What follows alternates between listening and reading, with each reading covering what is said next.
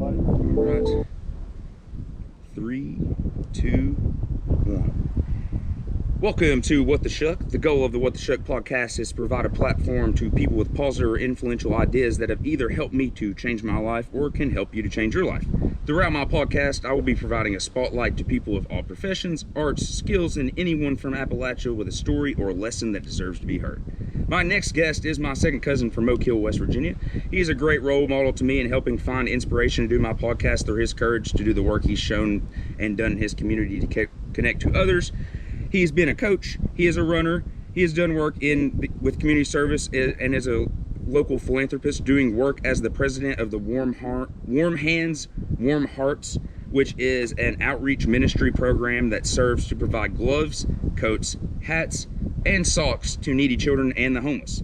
Though at times he's had a tough upbringing, he believed it was his duty to believe and work with people that would be less fortunate or that needed help in tough times, which is what led him to the point in October of 2013 to decide to carry out his faith with his ministry and the plan that God had for him, which is now where we are today, where he's doing counseling and helping others through tough times. And now I would love to introduce my next guest of the What the Shuck podcast, the guy that got my dad to start chewing tobacco, Mike Bone. Well, you got one thing wrong. I'm not a runner. Okay. I try. Okay. I try, but I'm not. So how's it going? It's going good. Thank you so much for coming on. Yeah, so welcome to the Endless Wall Yeah. in the New River Gorge. If everybody can see this, we are coming to you from the New River Gorge in West Virginia. My cousin Mike brought us up here, and I'm so thankful because this is literally such a beautiful view. And I just really wanted to bring him on because all the work that he's done for his community and to be a philanthropist and just to help people that are going through tough times, which is exactly what we try to do on the What the Shuck podcast, and to just uplift people who have gone through tough times in hopes that maybe if we can help them, they'll carry that on to someone else. That's right. So we, our goal is to be able to show people not to rely on themselves, but the higher power, which is God. And through that process, teach them how to take care of themselves. So a lot of times people will deal with addiction, things of that nature, maybe loss of a job. There's a lot of things that we deal with, but we don't know how to get that help that we need. So it's pretty awesome. Our ministry started, I believe, when I was a kid. So we didn't have much. Your dad knows that, and we did the best we could with what we had, and our folks did too. But more importantly, they taught us to be courageous and step out and try to make a difference in someone else's life. If you've got a sandwich, cut it in half. If you need to cut it in fours, cut it in fours. Right? If you need to let somebody else eat and you not eat, that's what you do. God will provide. You find a hurt and you heal it. You find the need and you fill it. So that's what we try to do. We're nothing special. We're not reinventing the wheel. We're just trying to make a difference. And for me, that's something that's always been super important. My family has always made sure that I stay connected to the community, and rather it was through church or rather it was through sports or rather it was through just doing some sort of community service, it was always an emphasis of we might not have everything in the world, but we can be as happy as anybody else, and it's all about the mindset that we have. Absolutely. And the faith that we have that it's going to work out if we just believe and we put good into the world. And it's just been really rewarding because I didn't necessarily always abide by that, and I had a head injury and I had a kind of a second opportunity to have a second opportunity at life. Right, absolutely. And it kind of lit a lot of fires under my butt. I always had these skills and all these ambitions that I wanted to make things happen, and with this belief I really made it happen, because in so many times in life, especially with God, we go, hey, I need this, I need you to give me this, or I want you to do this for me, and it's like, well, God's never really going to give you a finished product. That's right. He's going to give you the eggs on Monday, he's going to give you the milk on Tuesday, he's going to give you the flour on Wednesday, and so on, and then it's up to you to put it together. That's right. And that was something I was missing out entirely. Is like I had all the skills and I had all the love and I had the support system, I had the resources to make whatever I needed to make happen, but it's just I really needed to believe in myself. And because I chose to believe in myself and have God to give me I had so many blessings, it provided me the opportunity to do something similar to what you're doing, and just to provide hope to people. And that's what I want to do.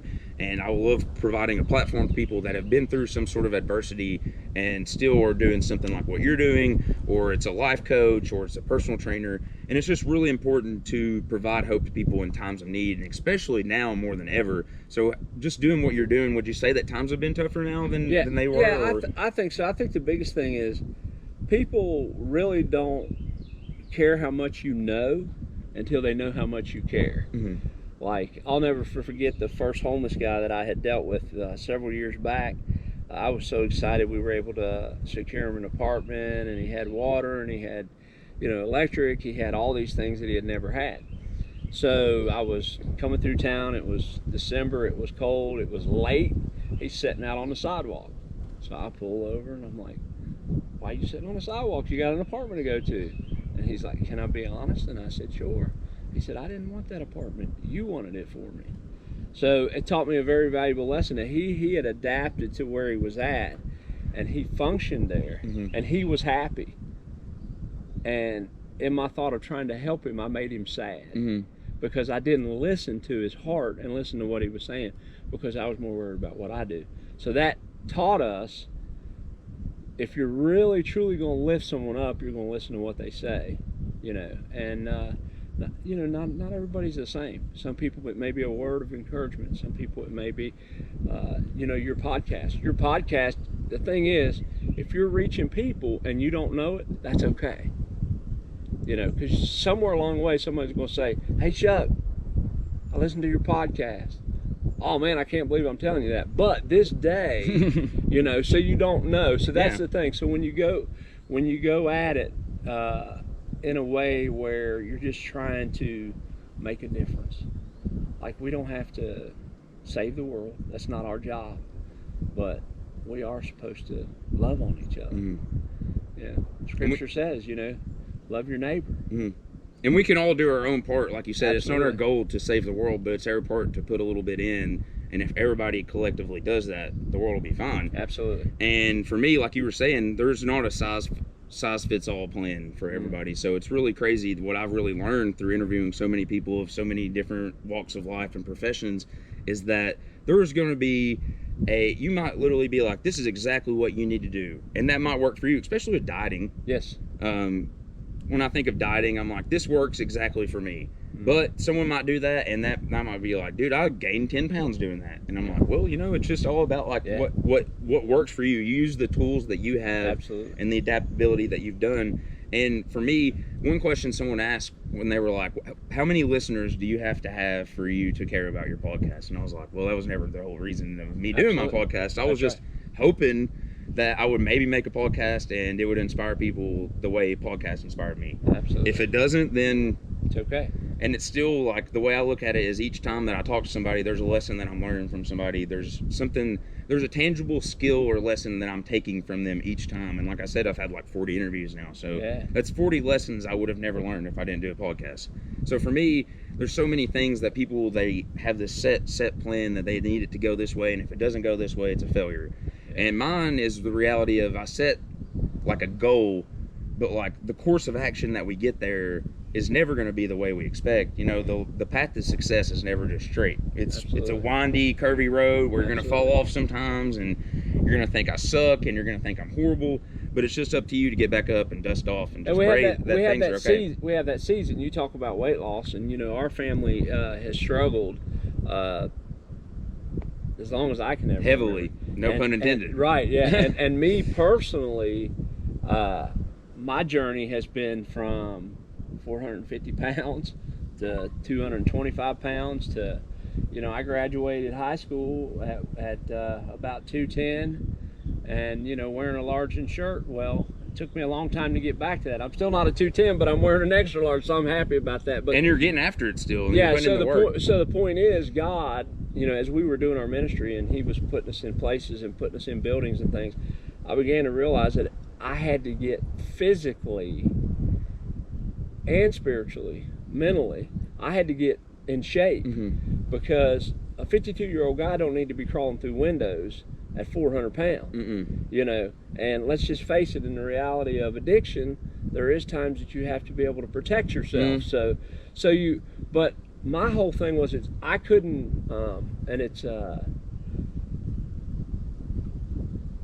interesting that we're here because 5 years ago I brought a youth group up here and I couldn't walk up here. I had to stop several times, and now I run it. Yeah.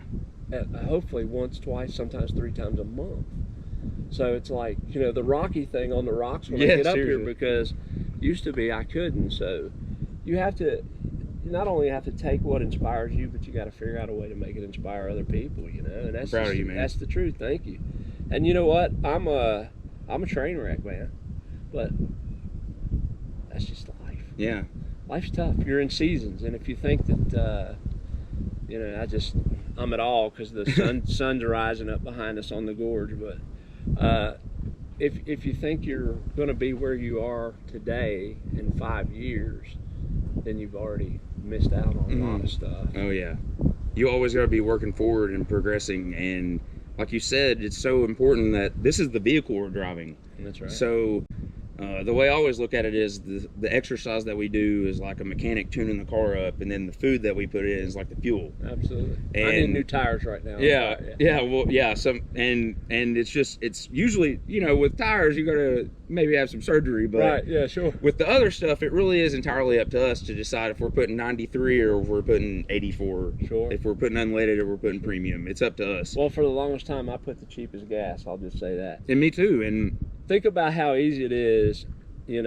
Society is designed for us to go to McDonald's and get that cheeseburger. Mm-hmm. It's designed for us to go to, one of my friends started buying me pickles in a bag, because I would always say I like pickles, but I don't want to buy the slices, whatever, carry them in my car. So they bought me pickles in a bag, and I'm like, wait, what is this? Well, I know the reason why I never bought them. They're really expensive. Yeah. So you have that. So it's kind of that way with our bodies and the way we handle life in general. We a lot of times we go the cheap route. So as you approach this opportunity for you to start the Warm Hands, Warm Heart organization, you were a little bit bigger. So could you tell that you were struggling, and you just were you like, I need to change? Yeah. So I have been the guy that would,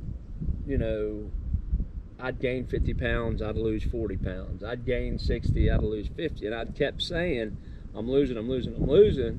But every time I gained, I would gain 10 extra, but I would lose 10 less. Yeah. So finally, it catches like we up. were talking about economics this morning, it catches up, So I just, with me, I wasn't feeling good.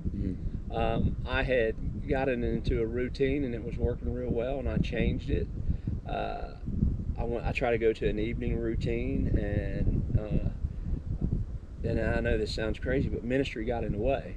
And what I mean by that is, I'm out there trying to find kids who are on dope, but I know that I'm physically tired, and I'm getting home at 12 o'clock at night, and I still hadn't worked out. And so I changed everything. I said, you know what? If you can stay out till midnight chasing these kids, you can get up at 5 o'clock and go to work. So I just changed everything, and the strangest thing is I began to work on myself. I started just giving away just a little bit of what's going on there, and that inspired other people. So it's, people say all the time, what's your vision? I don't really have a vision. The vision belongs to God, and He gives me the seasons, and I just have to plow through them. So it all started over a pair of gloves. That's it, and I'm still a work in progress. Do you care to talk a little bit about your organization and what the reason was that you started doing this? Yeah, absolutely. So when we were kids, we just really struggled, and Mom and Dad had split. We were living in Chicago, which is where all West Virginia people went back then. Now they go to Myrtle Beach. Not now though, not right now. But so anyway. She just struggled to keep us, going. She worked every day. She had never had a job, so it was tough. And it was me and the 2 girls, and we just, we ate a lot of mayonnaise sandwiches and what they call chicken pot pies, and just the cheap stuff. And And the reason I say that is I still can't eat a chicken pot pie today because she used to buy them. Your dad used to eat like 7 when he came over. But you know, you could buy 10 for $1. So I realized that food is a huge issue for people. Huge. So our main thing at the ministry, of course, is for the kids to help them with the items that they need. But more importantly, if we want to feed people's soul, they can't be hungry. So, you know, I'll give you an example of that. I had a guy come in and I was dealing with this kid who was had some issues with drugs. And the kid left and he said, "You didn't tell him about Jesus." I said, "He's not worried about Jesus right now.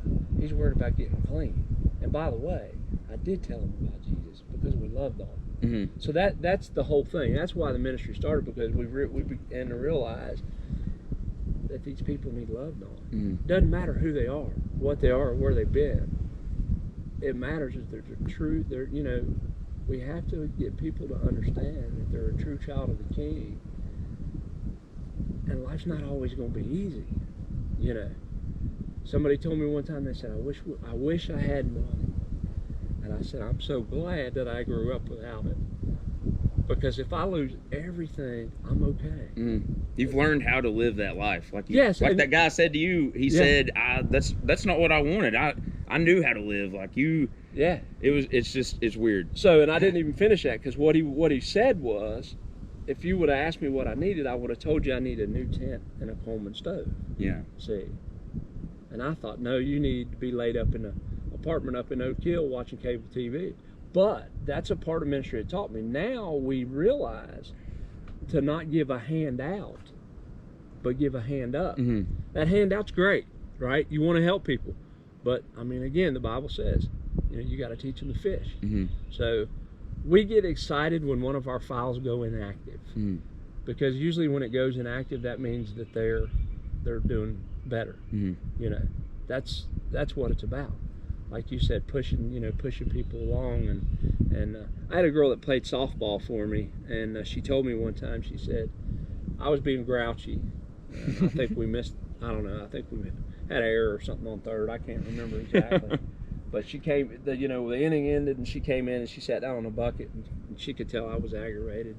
She's like, "What's going on, Coach?" I'm like, "Nothing. Just y'all got to do better." And she said, "Listen, you may be the only Bible that someone reads today," and that stuck with me. And she's graduated and married, and That's deep. It stuck with me, because what she meant was, shut your mouth, you know, and let your body and your mind and your spirit show people what you live Christ's example. Yes, and you know what? I'm not worthy. I fail every day. But if I can't show people my faults and failures, how do I share my success? Because that is your success, getting through, you know, the faults and the failures. So, you know, Proverbs 27:17 says, iron sharpens iron. And that's what we're supposed to do. Like, you know, it would have been easy when you said, hey, I want to do a podcast. I'd say, oh, okay, let's go to the bridge, which the bridge is way over there. We could have walked out, you know, 100 feet, been on the bridge or the overlook, but I knew you ran. I was pumped when you said, let's run. I was really excited about it. So I know I try to run. So I was like, what better place, man? If you're going to truly tell somebody who you are, show him what you do, you know. Truly. And like you said, you'd struggled through something to get up here before, so it shows. Dude, I couldn't. I mean, me and Kim talked about it last night, and Mary, because, you know, Mary was with us that day, my sister Mary, and we literally, it was horrible. Like that first S curve where you come through those laurels, we had to stop right there. Yeah. That's not even. That was a beautiful run up here, though. Oh, it's amazing. Yeah, it going down's pretty good too. Going back the other way, but I appreciate you doing what you do, man, because, you know, you never know. You never know. Billy Graham has affected my life so much. I ain't never met him, you know. And it's not been the long sermons. It's been just something in a sermon, you know. Little tidbit. Yeah. just some lesson that's some way applicable. Everybody literally really does have a really way of how they get there. Like I said, the Sure. path to success is always a little bit different. It's never straight. Yeah. But the lessons that someone can take from it, and that's the goal for me, is like everybody has at least a little lesson to take from it. And with us being from Appalachia, and like you were actually talking about, that we struggle with obesity so much, especially in our family, that it was really important to me that I provided some sort of inspiration or some sort of text or knowledge for people that were struggling with what we were struggling with, to be like, oh, if those two guys can do that, then I can do that. Well, I remember when we were a little bit older, I dealt with, and I've never ran from it, I've dealt with alcohol. I dealt with it really bad as a young teenager, and in my 20s, your dad joined with me. I used to blame that on the Marine Corps. I was never in the Marines, but I used to blame it on your dad because he was in the Marine Corps. But we talked last night. We talked just a few minutes about where we are now and where we were, and we know that only by the grace of God are we where we're at, because we should have been dead. And I know everybody says that about their past, I should have did this or I should have did that, but the point is, we should have known better. But we had to go through that spell. We had an aunt at the time. She's passed away now, but she was married to a guy who was really abusive, and he was a really bad drunk. Well, here we are, two young men. We knew better. We were living it. We were seeing it, but we have to be able to tell people what our faults are if we're going to be able to share what our victory is. Because just the other day I ran into a girl, and she was going to her sister's funeral who had overdosed. She was pretty messed up, and I said, when is her wake? And she said, tomorrow at 5:30. And I looked at my watch and I said, it's 5:30. And she said, yeah, but I said tomorrow. And I said, yeah, but listen, victory. You can go to your sister's wake tomorrow, 24 hours of not using dope. You can do that. And then that 24 hours turns into a week, and that week turns into and then next thing you know, they're accepting the Lord as their personal Savior. They're getting baptized. They're leading their own missions. We got a girl in a town close by in Mount Hope. Her and her husband just got married at the center, and she absolutely, in her town, she's who they go to now to find out what the problem, to help with the problem. So it's amazing. And I would have loved to had this podcast in the center with all the stuff that's there for you to see. But the reality is, God's called me to be in the street, and that's why we do what we do. Yeah, and honestly, I think that's a really awesome way to kind of close off. Yeah. Do you have like a mission statement that you kind of like to close off with, or just like a closing statement that you would like to let people know? Well, Matthew Barnett wrote in one of his books. He is the founder of the Dream Center. He wrote in one of his books, he said, to be a missionary, you don't have to cross the sea, you have to see the cross. And that's very important, because if you're not looking, you're never going to find it. If you're not looking to get better in day-to-day life, you're just not going to find it. If you're I would say this: if you're listening to this right now and you have an issue, find somebody that can help you with it. Find somebody who will sow into you in a way that they will teach you how to deal with that. And if you know someone that has an issue and you can help them with that, do that also, because it takes both sides to make something happen. Don't lose connection with somebody when you give them the direction. And when they fall, and they will, just like I did, over and over and over again, someone was there to pick me up and say, you know what, that's number 8. Let's start number 9. Get up. So, I find my inspiration in my sisters, my mom. I was raised by women, and I think sometimes that we forget that they lead the charge in a lot of things that we do, but we don't go to them. So don't everybody thinks like it's just really, especially in this area, it's kind of weird how that works, but there's just so many people that just need to know that there's help out there if you're willing to work for it, and that's the tough part. So yeah. But yeah, I appreciate you having me on. Yeah, for sure. Yeah, I hope you know what, if this inspires you in any way, let him know. Let him know. There's nothing more exciting to know that someone is inspired by something you say or you do. And sometimes the say and the do are the same, right? Like you change yourself, exercise, eat better, all those things. So you don't know how many of your college buddies or just people you don't even know, right? Just don't even know. So I don't know much about podcasts. Do you subscribe to a channel? All right. So what's your channel? What the Shuck 301 on YouTube and on Apple Podcasts. It's on What the Shuck podcast. See, there you go. So where can people find you? I don't know.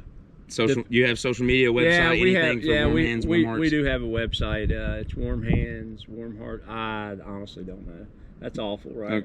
I mean, we have. You're in the streets. Yeah, so you're doing the ministry in the streets. We do. We do have a Facebook. We actually have 2 Facebook pages, and we do a lot of mission work. So if you are a missionary and want to come to Southern Appalachia and see how things work here, and help us to help others, just find us.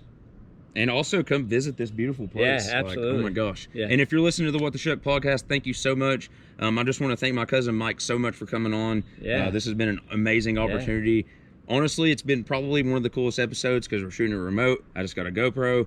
We're shooting at the New River Gorge, and it is gorgeous here. I'll send you all a little bit of the scenery. But I love you all. Live the dream. Thank you all. Yep. And God bless. Yep. Sweet.